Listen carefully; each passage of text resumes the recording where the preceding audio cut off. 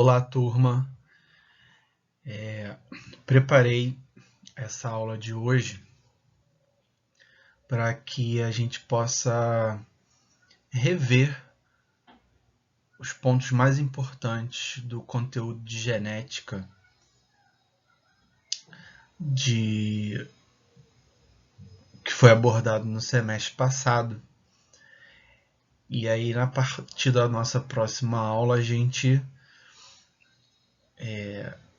começa o nosso conteúdo desse semestre.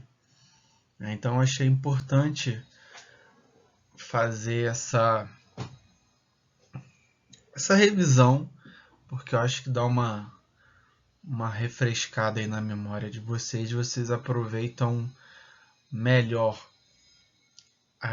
os nossos próximos conteúdos de genética médica, tá certo? Bom, então vamos começar aí relembrando, né, que a genética médica é uma especialidade médica reconhecida hoje, né? É a especialidade responsável pelo diagnóstico e tratamento de muitas doenças. Várias doenças hoje em dia são tratadas dentro da genética médica. E do início do século XXI, né, a genética médica ela teve um avanço muito grande com a decodificação do genoma humano, né, com o aprofundamento dos conhecimentos acerca do nosso DNA. Então a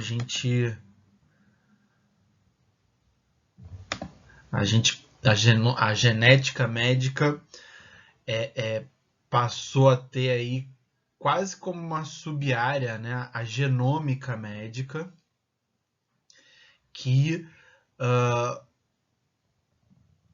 passou a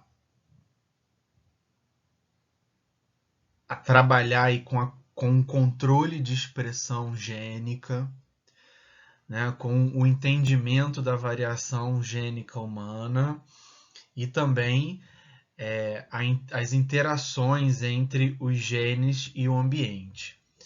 Então, o conhecimento nessas três áreas culminou com o visor, né, objetivou aprimorar o tratamento médico.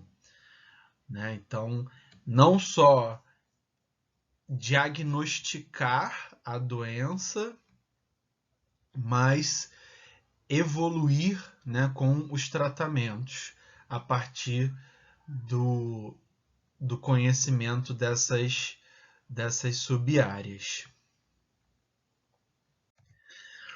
Além disso, a gente tem que destacar que para muitas doenças a genética médica é crucial para o diagnóstico.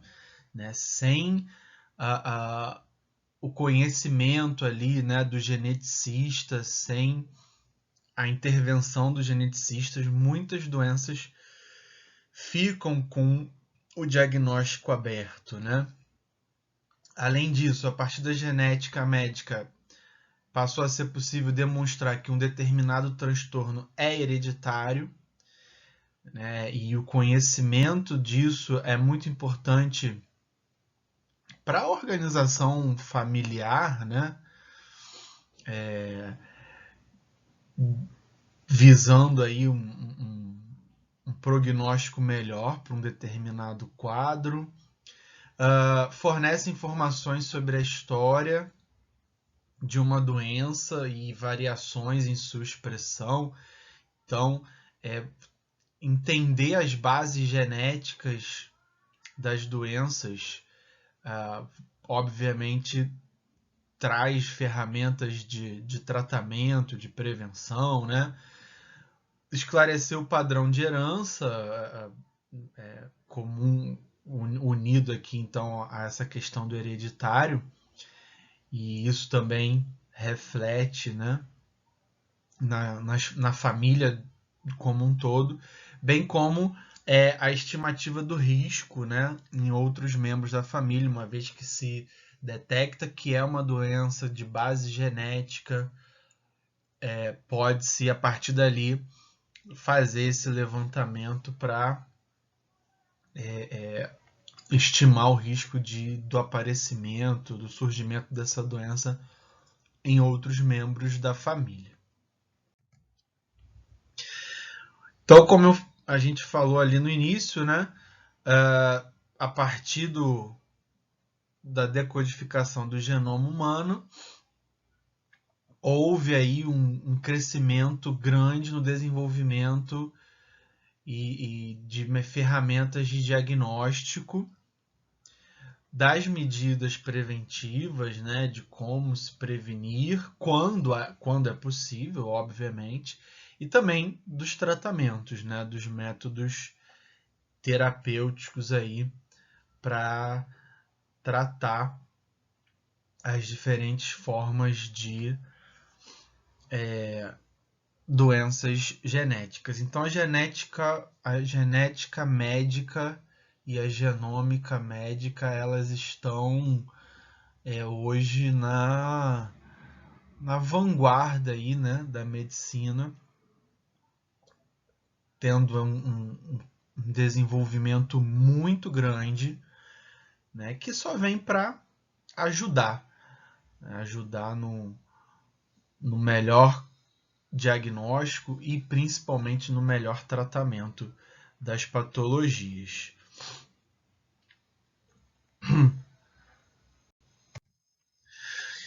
Bom, vamos relembrar agora então um pouquinho, né, dos conceitos bem básicos aí da genética. A gente falou ali do genoma humano, né, que é todo o conjunto de genes, né, humano, né, sendo o gene a unidade fundamental, né, física e funcional da hereditariedade. Então, é constituído por um segmento de uma cadeia de DNA, né, responsável por determinar a síntese de uma proteína. Então, você tem aqui, né, a molécula de DNA, e aí um gene, ele é um segmento dessa molécula, né, um conjunto de um código, né, de bases, e a partir desse código é determinada a síntese de uma proteína, tá?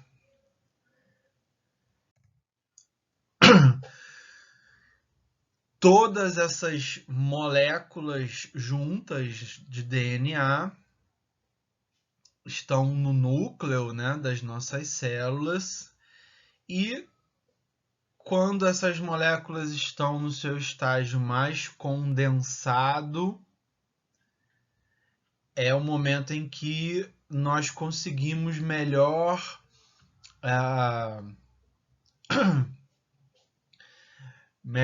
quantificar, né, esse material genético, que é na forma de cromossomos.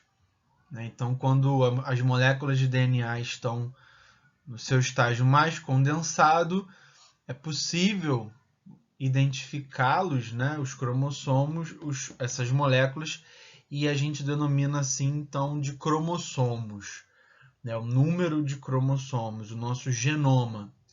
Então, as células humanas têm 23 pares de cromossomos, 22 pares autossômicos, né, características gerais, e um par de cromossomos sexuais, os cromossomos que carregam os genes das características específicas para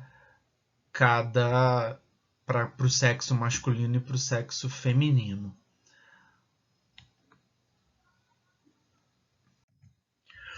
Então, aqui uma imagem, né, de um cariótipo. Essa é a imagem dos cromossomos, né, os 23 pares. Os pares são identificados por número, né, do 1 ao 23º par, que especificamente é denominado o X e o Y, o par 23 de cromossomos sexuais. Reparem o tamanho, né, do cromossomo. Isso é uma característica que é sempre importante vocês terem em mente, né? As doenças genéticas, a maioria muitas delas tem uma relação com a quantidade de cromossomos, né? A mais ou a menos, a gente vai falar disso daqui a pouco. E às vezes a gente vê muitas patologias genéticas relacionadas aos cromossomos sexuais ou a esses cromossomos mais finais aqui, né? O 21, o 18. Aí a gente fica pensando, mas só então acontece problemas com esses cromossomos? Com o cromossomo 2 não acontece problema nenhum? Não. Na verdade, podem haver alterações em todos, né? A proporção é igual para todos.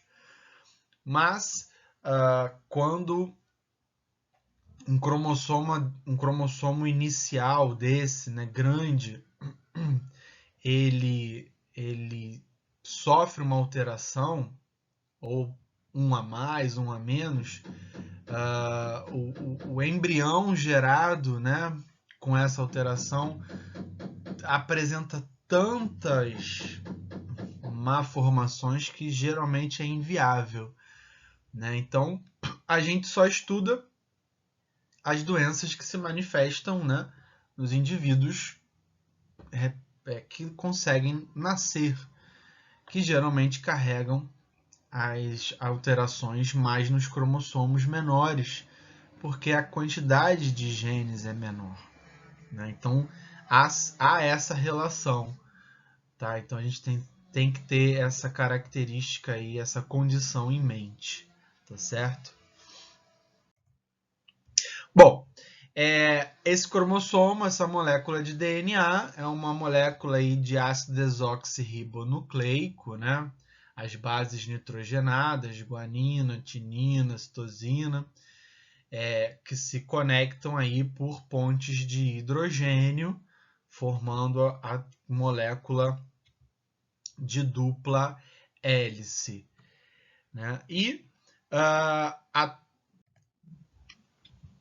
outra molécula super importante nesse processo são as moléculas de ácido ribonucleico, conhecido como RNA, que é uma molécula de cadeia simples, né, de sequência de bases, e esse RNA pode ser de 3 tipos, né, o mensageiro, o transportador e o ribossomal, todos eles envolvidos aí na síntese proteica.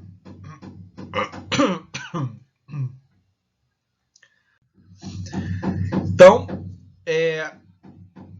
a replicação do DNA é o processo de duplicação da fita de DNA, da molécula de DNA, que ocorre durante a divisão celular, tá? Um processo importantíssimo, separação aqui das bases e aí formação de 2 novas moléculas.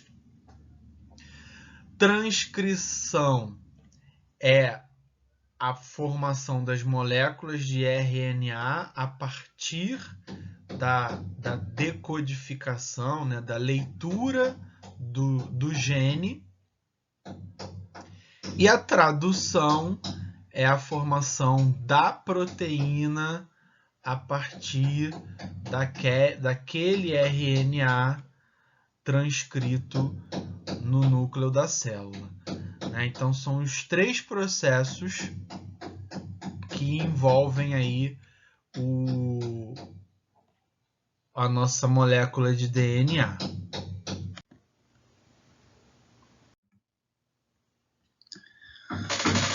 Pessoal, quando a gente fala de transtornos genéticos, a gente está falando de alteração nos genes, né? Tem que ter uma participação dos genes, de alguma maneira. Essa participação pode ser maior ou menor, dependendo do transtorno, tá? E essa relação gene mais ambiente culmina aí com as doenças, tá? As doenças causadas inteiramente ou em parte por fatores genéticos, elas podem ter como base transtornos cromossômicos, então aquilo que eu estava falando agora, né? Pode ser lá a ausência de um cromossomo inteiro ou a duplicação, né, de um cromossomo inteiro. Pode ser o transtorno de um único gene, né? Basta às vezes a alteração em um único gene para que haja o efeito ali, né? A relação com o ambiente e haja ali o efeito da doença. Ou pode ser também um transtorno multifatorial, né, envolvendo vários genes, não só genes, como também outros fatores, tá? Então, todos esses aspectos estão aí relacionados com os transtornos genéticos. Ai, galera, desculpa. Não sei se vocês estão pegando barulho aí, mas o vizinho resolveu batucar justo agora.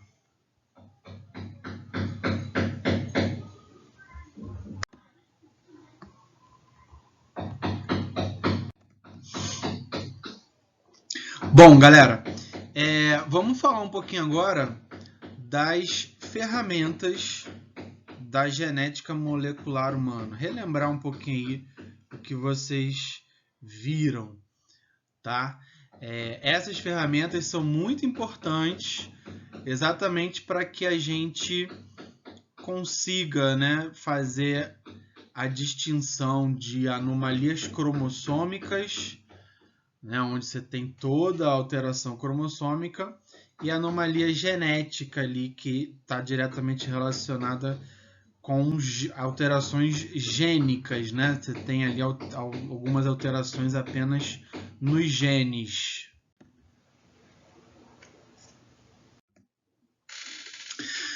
Bom, pessoal, quando a gente fala de anomalia cromossômica, essas anomalias podem ser numéricas, então um cromossomo a mais, um cromossomo a menos, ou estruturais, né? Um pedaço a mais, um pedaço a menos, tá? E a ferramenta mais usada para o diagnóstico, né, dessa anomalia, para constatação dessa anomalia, é o cariótipo, a cariotipagem. Tá? Então é o exame que vai fazer a contagem, né, e a análise aqui morfológica dos cromossomos. Tá? Então é um exame bem acessível nos dias de hoje, né? Então, quase que o exame considerado de base para a genética médica, né? Então, e geralmente nos fornece, ou melhor, fornece para o geneticista as informações mais importantes que ele precisa.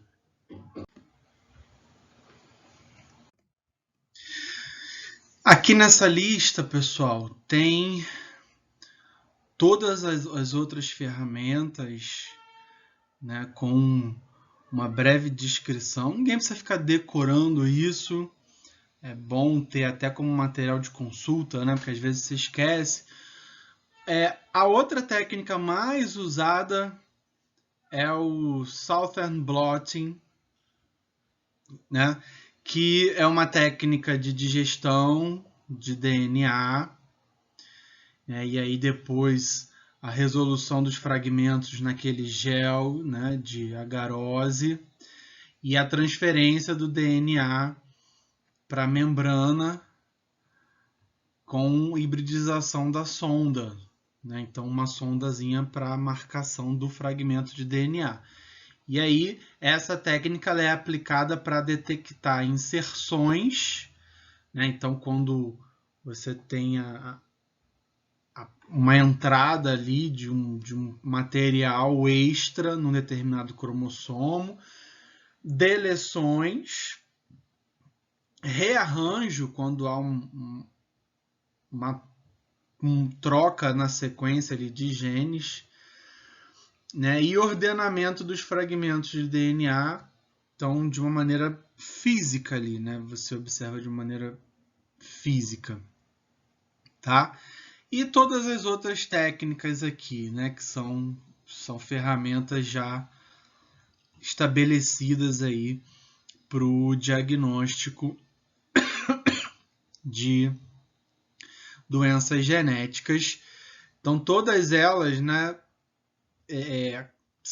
deixando o cariótipo que detecta as alterações maiores, principalmente as numéricas, todas elas para detecção de pequenas alterações, tá vendo? Pequenas inserções, deleções, tá vendo? Detecção de alelos, tá? Então, todas essas técnicas sendo bem específicas para a detecção das menores alterações, tá? Bom, voltando aqui a alguns conceitos, né, importantes que a gente sempre tem que ter em mente quando a gente fala de genética médica. Genótipo, que é a constituição gênica do indivíduo, né, os genes que ele possui nas suas células, herdados aí dos seus pais, tá? Então, é toda a constituição gênica.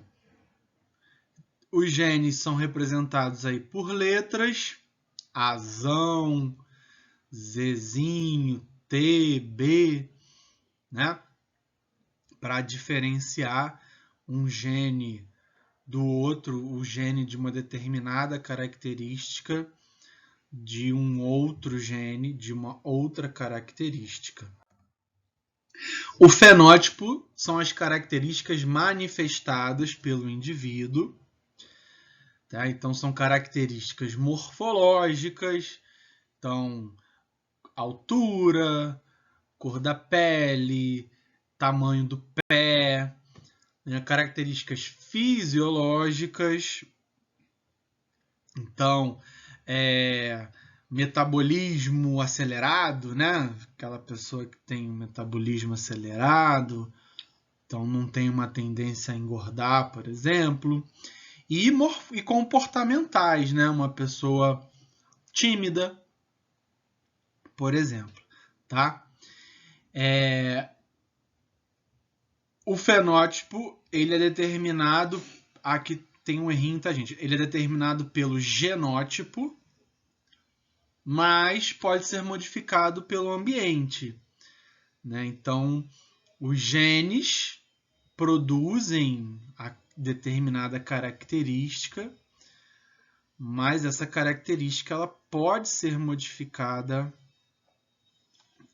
pelo ambiente. Então, por exemplo, a própria questão do metabolismo, a pessoa pode ter ali geneticamente, né, genotipicamente, um metabolismo, mas entender que aquele metabolismo não é legal e e mudar ali o estilo de vida, e aí entra o ambiente, né, que se reflete ali num ajuste desse metabolismo, tá certo? Bom, cromossomos homólogos são cromossomos que apresentam genes para as mesmas características, para as mesmas posições. Então, galera, um homólogo veio do pai e o outro homólogo da mãe, né? Carregando ali as mesmas características para as mesmas posições. Então, é a consequência, né, da fusão dos gametas. Cada gameta carrega um homólogo. Então, aqui, ó, o preto, o verde, amarelo e vermelho. E aí, quando forma o zigoto, ocorre o pareamento dos homólogos, a união dos cromossomos homólogos formando os pares. E aí, um cromossomo, né, ao lado do outro, de maneira didática, a posição do gene nos homólogos é a mesma, né? Então, nessa posição, está aqui o gene do tamanho do pé. E aí, no cromossomo de origem materna e no cromossomo de origem paterna.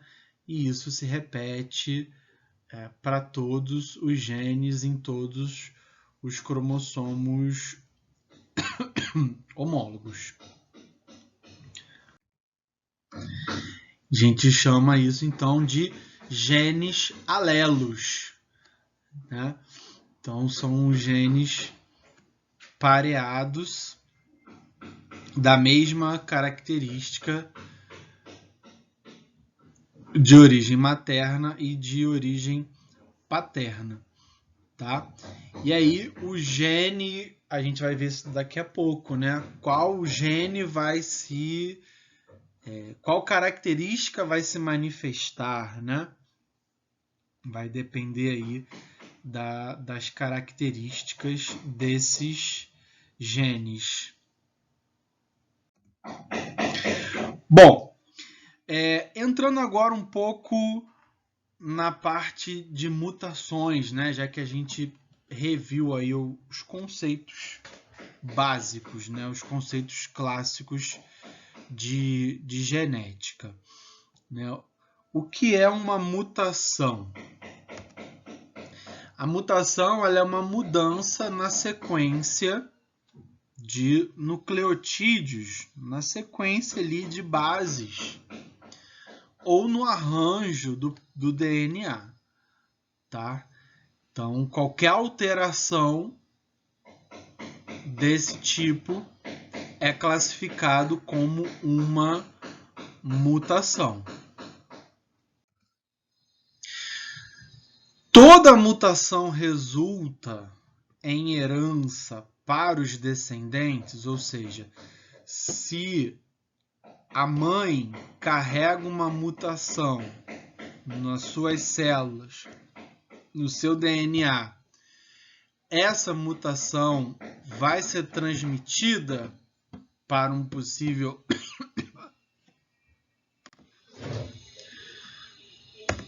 Não. A resposta é não, né, galera? Só se ocorrer em células germinativas, né? Então, as mutações, elas podem ser nas células somáticas, então, células do tecido epitelial, do tecido muscular, do tecido conjuntivo, sofrem uma mutação que vai acarretar ou não numa doença, né? Ou na célula germinativa, na espermatogônia ou na ovogônia. E aí essa mutação pode ser transmitida para os descendentes. Quais são as causas de uma mutação, galera? São muitas. Em geral, na grande maioria dos casos, tem uma causa espontânea, por acaso.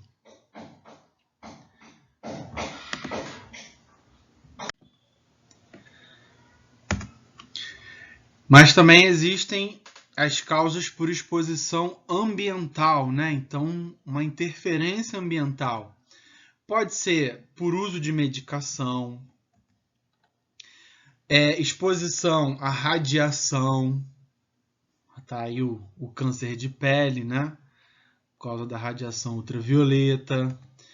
Infecções, né? Um vírus ele pode produzir uma mutação na célula infectada. Alimentos ou até mesmo deficiência de algum alimento, de algum nutriente. Agentes químicos, agentes físicos. Bom, uma mutação ela é classificada como cromossômica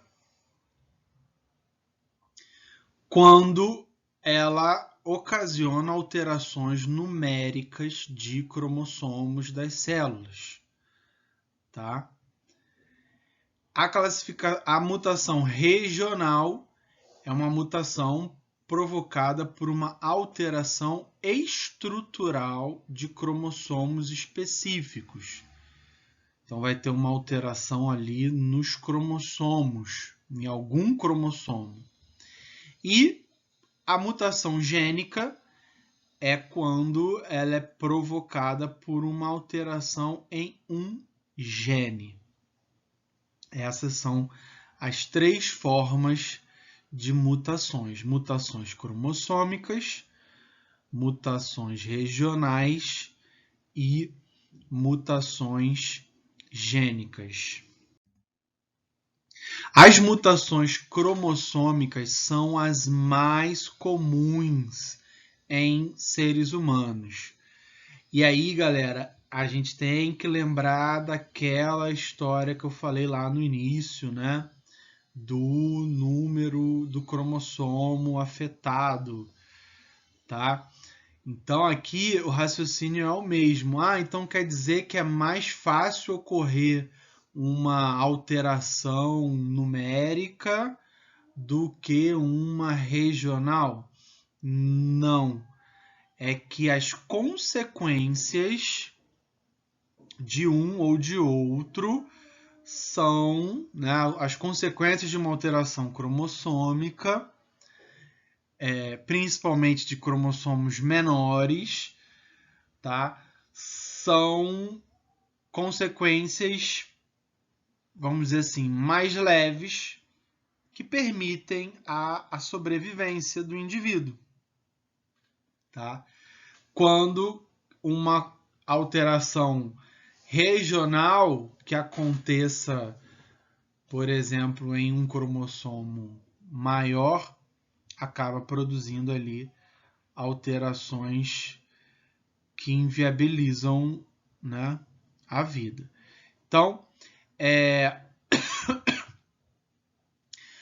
as principais consequências, né, de uma mutação cromossômica é o retardo mental, né, ou melhor dizendo, o déficit cognitivo, né, que a gente tem que, hoje em dia é o termo mais adequado, é o déficit cognitivo, e aborto espontâneo, né, como eu falei, muitas vezes, dependendo do cromossomo que sofre alteração,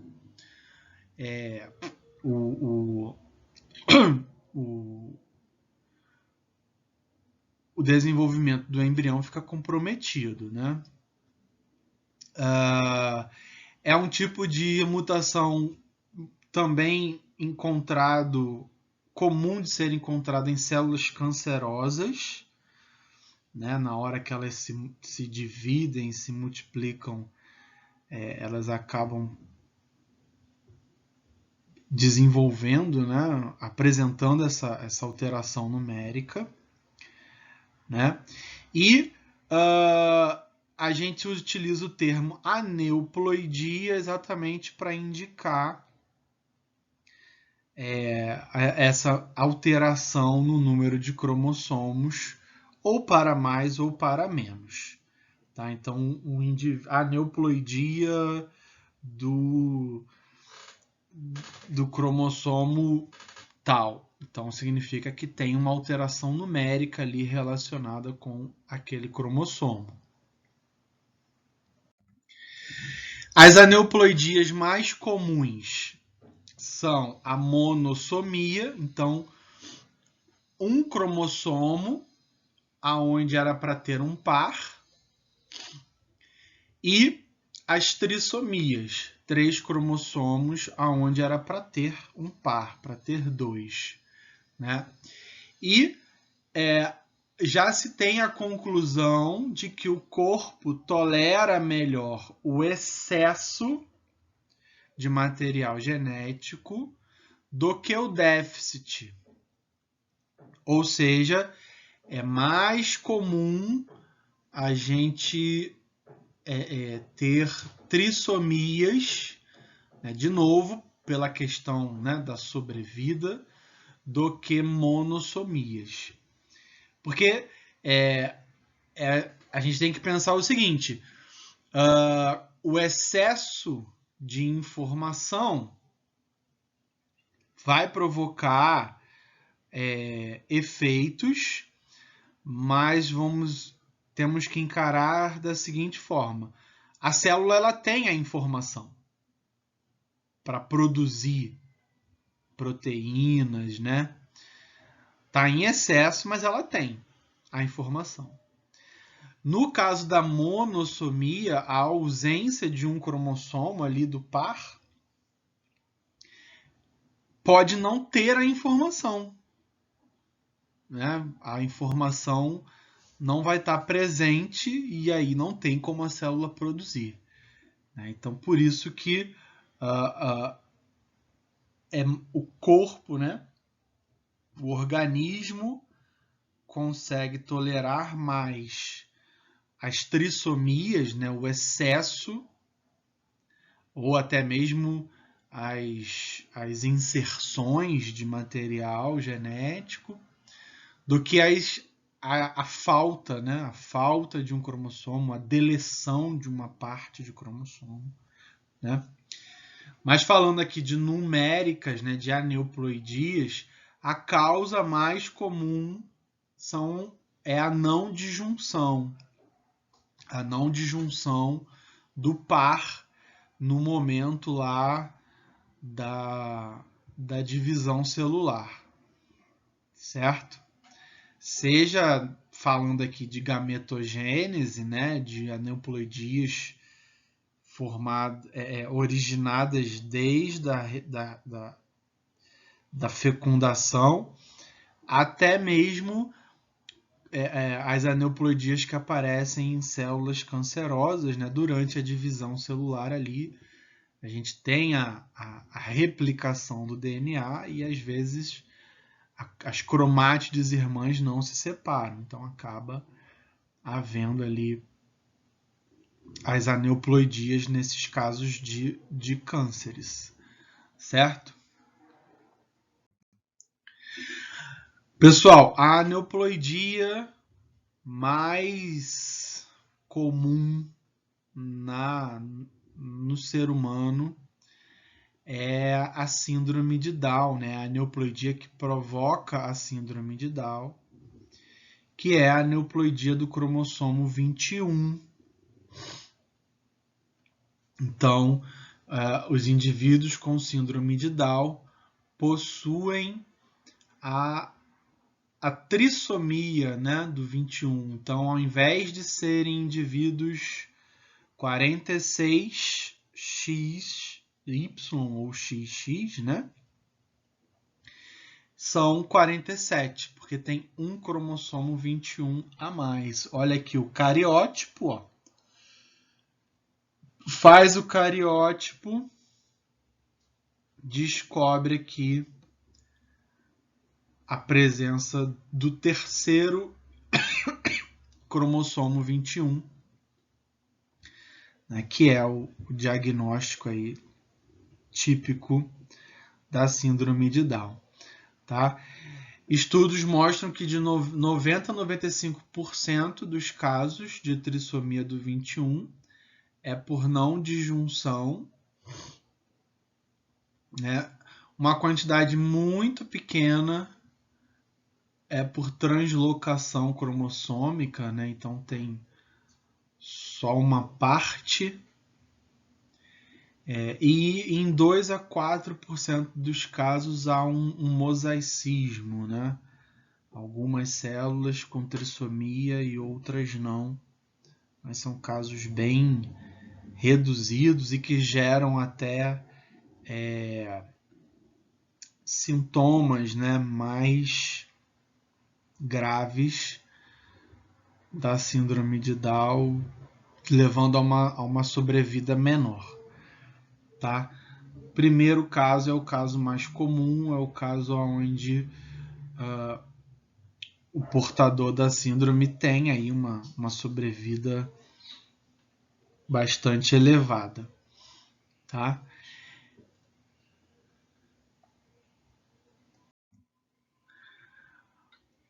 Bom, galera, vamos entrar agora aqui nos padrões de herança, né? Rever aí os principais conceitos sobre a hereditariedade, né? Que são conceitos importantes.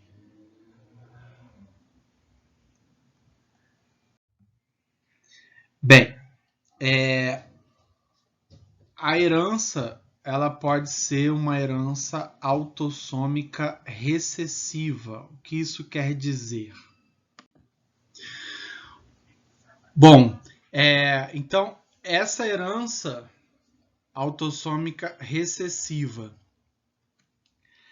são homozigotos, são aqueles indivíduos, né, com 2 alelos mutantes e nenhum alelo normal. Lembra, alelo são aqueles genes, né, da mesma característica, localizados no mesmo ponto dos cromossomos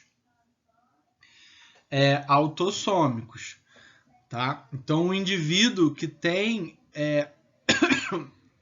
a herança autossômica recessiva, ele vai ter os 2 alelos mutantes e nenhum alelo normal, né? Os 2 alelos defeituosos, transmissores da doença. Uma cópia normal do gene é capaz de compensar o alelo mutante e prevenir a ocorrência da enfermidade. Então, é aquela herança que só se manifesta se a pessoa tiver os 2 alelos mutantes. Ela é recessiva por isso. Tem que ter os 2 alelos mutantes. Né? Então é o famoso, o gene dominante é o A e o gene recessivo é o Azinho.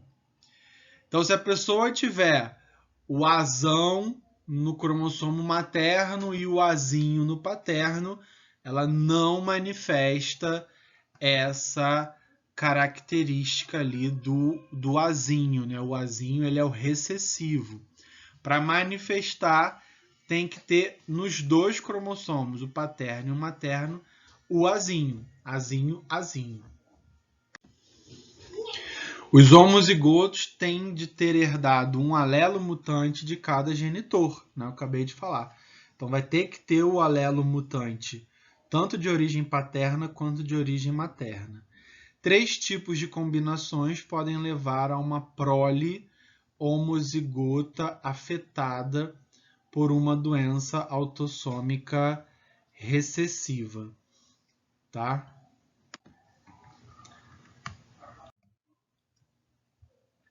Então, aqui, galera, união parental, né? Portador com portador. Então, pai e mãe possuem um alelo recessivo. Eles são portadores, eles não manifestam a doença. Então, Rzão, Rzinho, Rzão, Rzinho.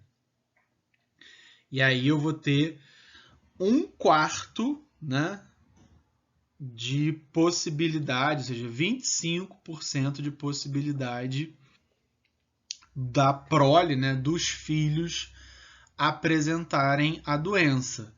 1/4 aqui dos cruzamentos podem ser Rzinho, Rzinho, que é a característica autossômica recessiva. A outra forma é um portador com um afetado. Então, um dos pais é portador e o outro pai tem a doença manifestada. É Rzinho, Rzinho. E aí o risco aumenta. 50% de chance de ter ali um filho com a herança recessiva. E se os dois forem afetados, né, tanto pai quanto mãe, já forem homozigotos recessivos, todos os filhos terão também esse genótipo e, consequentemente, o fenótipo. Tá certo? Então, são as 3 possibilidades de se ter a manifestação ali de uma herança autossômica recessiva. Tá?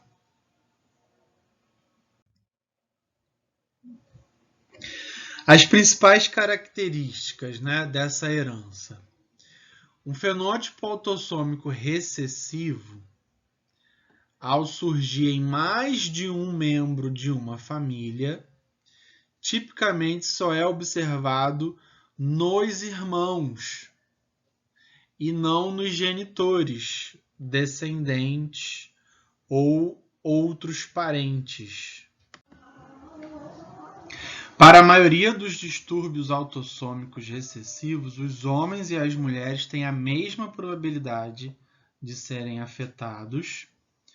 Os genitores de uma criança afetada são portadores assintomáticos de alelos mutantes. Então, galera, por exemplo, quando um médico se depara com uma criança que tem ali uma condição que os pais não apresentam nenhum fenótipo daquela condição, tem que se desconfiar de que esses pais sejam portadores, né? E passaram essa herança recessiva aí para os seus filhos, né? Os genitores de pessoa afetada podem, em alguns casos, ser consanguíneos. Isso é especialmente provável se o gene responsável pela condição for raro na população. A consanguinidade, ela leva ao aparecimento das heranças, né, das condições mais raras. Né? Toda condição rara que aparece, uma síndrome rara, uma doença rara, tem que acender aquela chavinha. Opa, será que é um caso aí de consanguinidade que a gente está se deparando? Tá? O risco de recorrência para cada irmão, né, do indivíduo ali, chave, né, do probando, é de 1 em 4. Né? Então, uma pessoa que carrega aquele alelo, mas não, que é só portadora, né, tem um risco de 1 em 4 de recorrência.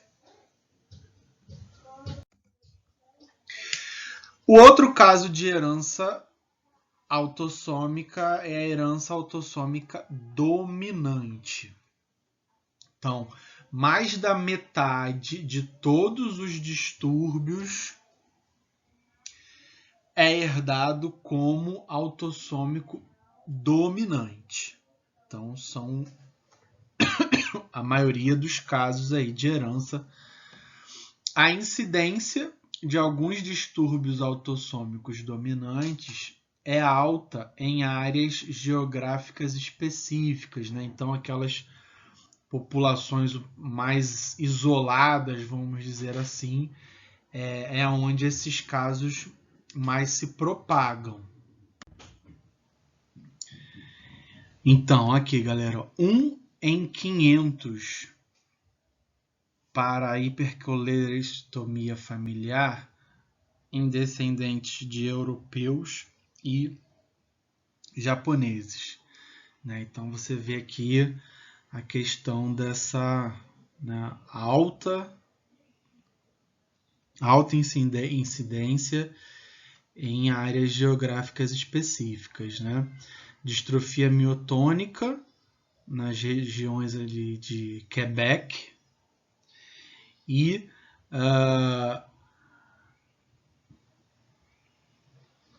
condições como a neurofibromatose, rins policísticos em populações lá do norte da Europa, né? 1 a cada 2.500 a 300 indivíduos. Então, são condições, né, relacionadas aí com a herança dominante. Então, a herança dominante, ela funciona, né, da seguinte maneira. Ela vai ser passada aí por um indivíduo, né, afetado e um não afetado. E também não portador, né? Porque nesse caso não existe o portador. Se ele tiver o alelo, ele vai também manifestar a doença, né? Então, tem o Dzão e o Dzinho. Então, o indivíduo afetado é porque ele carrega aqui o alelo dominante da doença. E aí, se ele... o resultado a possibilidade de resultado com um indivíduo não afetado é de 50%, né? 50% de chance de ter ali uma prole com o alelo dominante, né? E se você tem a união de 2 indivíduos afetados, né? Dzão e Dzinho, Dzão e Dzinho, 3/4, né? Se for totalmente dominante, ainda tem aqui uma ressalva, né? Então, 75% de chance de prole com a doença. Existe uma condição, né, de incompletamente dominante. Então, você vai ter 50% afetado como os genitores, 25% mais grave e 25% não afetado. Então, é uma condição por conta aqui, ó, desses possíveis casos de Dzão, tá? Pessoal, então foi isso que eu queria mostrar para vocês, uma breve revisãozinha do mais importante que vocês viram no semestre passado, para já dar uma preparada aí para as nossas próximas aulas de genética que estão para chegar aí nas próximas semanas. A gente já vai ter mais um pouquinho de conteúdo inédito de genética, então já dá aí uma reavivada na memória de vocês, tá bom? Obrigado, galera. E foco aí que vocês transformam o sonho de vocês em realidade, né? Em concreto. Um abraço, pessoal. Fiquem bem.